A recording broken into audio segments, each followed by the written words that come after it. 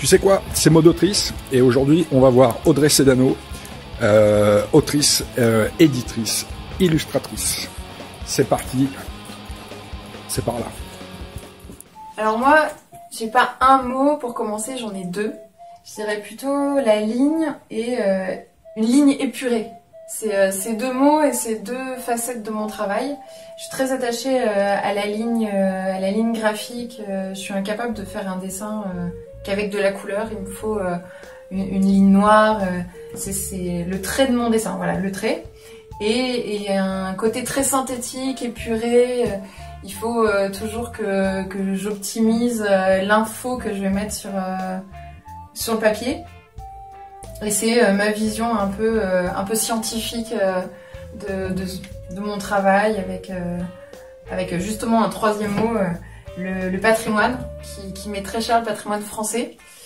Et je trouve important en fait de montrer notre histoire à travers des bâtiments qui ont pour la plupart des lignes assez intéressantes et épurées, qui sont très régulières. Enfin, voilà, j'ai un attachement très cartésien à l'image.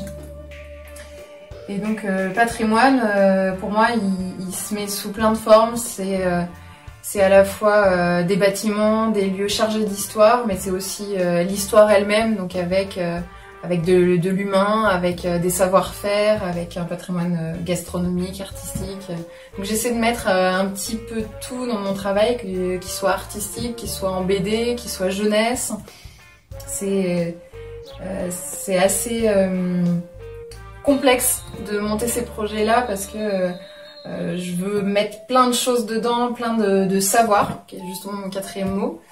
Des savoirs multiples qu'on perd au fur et à mesure des générations, des choses qu'on n'inculque pas aussi aux enfants. Et c'était important pour moi de montrer au public qu'on peut apprendre. Donc là aussi c'est un mot qui va avec les savoirs, mais il faut toujours apprendre. C'est une manière de vivre aussi, on peut pas rester statique et se contenter de ce qu'on sait. Donc qu'on ait 5 ans ou qu'on en ait 75, il faut toujours apprendre, aller de l'avant, découvrir. Donc voilà, ça c'est les savoirs.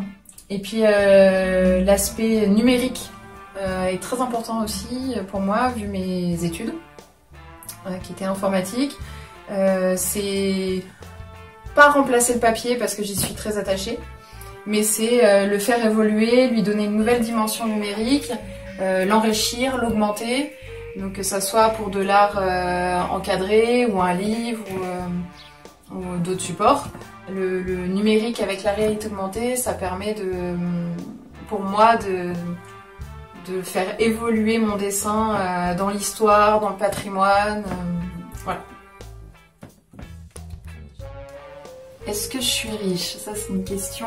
Là comme ça, ce qui me fait dire que je suis riche, c'est de pouvoir faire ce que j'aime, de pouvoir monter des projets de A à Z, vraiment avec la possibilité de mettre tous les savoirs que j'ai envie de transmettre aux gens. Là je trouve que oui, je suis extrêmement riche.